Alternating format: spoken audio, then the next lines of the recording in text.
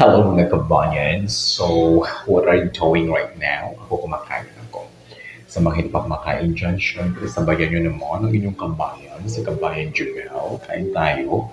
Ang aking ulam today is tinolang manok na may halong munggo, may malunggay, at saka may iba't iba pang gulay. Di ba? Kaya ng pusa.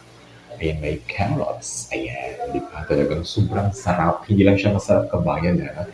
Ayun, talagang masustansya at saka very affordable pa, di ba, mga kabayan? Ulitin ko sa mga hindi pa kumakain, sabayan nyo na si Kabayan Jubel para sabay-sabay tayong mabusog, sabay tayong happy, happy tummy tayong lahat, di ba, mga kabayan? Kain po tayo. Thank you, Lord, for all the blessings